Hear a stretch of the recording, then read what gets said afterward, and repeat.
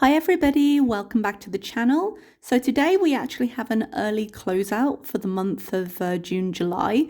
Usually I do a mid-month check-in, which is around the beginning of the calendar month for me.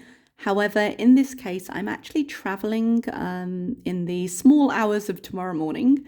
So it didn't make sense considering I'm going to be living on the holiday budget for the next 9-10 days. And then I'm going to come back and we're already going to be in July. It didn't make sense for me to wait on the closeout. And it also didn't really make sense for me to do a mid-month check-in because it would have only been a few days ago. So with that in mind, we're going to look over my numbers. I was very spendy this month. I decided to do some changes to my apartment because I'm here for the summer. So I was just getting some new furniture and doing a few things. And that means that obviously the money had to come from somewhere. So I dipped into some of my sinking funds, but also I felt like I was pressing against the ends of the budget this month. And you can see that in my numbers. Usually the budget doesn't feel too restrictive to me, but with a few extra things I was doing, it really did this time around. Hopefully it doesn't stay like that. But part of that, I think, is I had certain costs to do with traveling, which technically I budgeted for in the account for the money for traveling, that I then had to pay for with my home account here. So that just means that it's not that I didn't have the money, it's that I've had to take it out of an account I didn't intend it to. And so that's been a little harder. It's coming out of my local money instead of other things. So let's take a look at the numbers and you can see that. Okay, we're going to try recording this section again because I got literally 7 minutes into it and then realized I was not recording my screen. Perfect. And the call to prayer has just started. So if you hear something in the background, I do apologize. Let's go into our fixed bills. My home internet is 37 and will not change. I'm actually on a contract for another year, but I think once my contract is up, I'm going to go down to the next, like the level below in speed. I think I'll be okay with that. My electricity ended up being quite expensive this month. I had a feeling that it would be. That's why I put it up to 20 this time around. But actually, the other day it started screaming at me because it's a meter and it has an alarm when you drop below 2 real. And I had to top it up. So it has cost me 30 this month. It's not a surprise. I'm in my house a lot more than I usually am when I'm going to work every day. And it just means it costs a little more. And with it being summer as well, I am using the AC consistently. So that cost me 10 more than I thought it was going to, which is a shame. My cleaner has technically been one time. However, she is coming while I'm away. So I'm leaving 10 real for her. So that means we've hit the 20 there. And with my phone, technically I budgeted for this money in my holiday fund because any cost relating to the travel I'm doing is coming out of my sinking fund for that. Sorry, I had to re-record this section and now I can't remember if I told you I'm leaving on my travels tomorrow. I feel like I did, but just in case, that's what I'm talking about. So I do need to pay for roaming data and it's going to be about 15 real.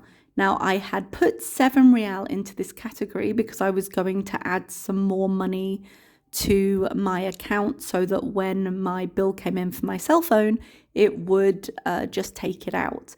I haven't done that, but I do have enough money to cover my cell phone this month. So I need to just pay for the roaming. However, I hadn't planned, I don't think, for money to go into my phone for next month. So I'm probably going to have to look at that category when I set up next month's budget. Let's go down to the variable expenses. We're on groceries. Groceries, I had 127 in the category and I spent 127.16, which it's technically an overspend, but isn't too bad. But I do feel like I struggled with groceries this month. It has calmed down a little, but I also didn't really consider when I am working, I get lunch at school. So now that I'm at home, I'm actually paying for a third more meals than I used to prepare. So I suppose that would factor into it in terms of the amount of food I'm using, but also I don't think I was being as careful as I should have been. So we'll see how this goes next month. Transport, I projected 30 and I've spent 17 on actual taxis this month. However, I do have my airport transfer that I have to pay for, and I've taken 20 Rial out of my account for that. So technically this is 37.04, which puts me at an overspend. However, technically my Athens budget should be covering airport transfers. It's just one of those things where I had to take it out of my account here because I'm going to be paying it here. So I couldn't access it from my home account for the purpose I'm using it for. So I hadn't really thought of that. And what I'm probably going to do, because I have a couple of instances of that, I'm probably going to come back to Oman after my trip and then just use my home card that I keep my sinking fund in an ATM and pull out the amount of money that I've spent that should have come out of that fund. That way I'll have that money to add back into my July budget, because at the bottom of this budget, you can see I've got covered July. And in order to meet the needs of my budget next month, I need to have 317 Omani Rial in my account. Right now, I don't have that. I have it's between 300 and 310. I can't remember exactly how much it is. So I'm close, but because I've overspent slightly, it means that that money isn't currently there. So I'm going to make up that difference out of my sinking fund after the trip, because I don't want to have to completely redo all my budget and it's just going to be a problem. And if we have any instances of like the phone, for example, because the roaming cost me more, I may end up, depending on what I have left in that fund, I may end up adding a little bit more just to help me with next month's, because I feel I may have over budgeted myself. So beauty and health, I ended up spending almost everything. As I say, things were quite spendy this month. I did get a couple of medicines. I also got some vitamins. I started on some vitamins and a probiotic for my stomach because I changed my diet recently. I started going more low carb again, and you really do need to be careful with that. So I felt it was important to add that to my routine.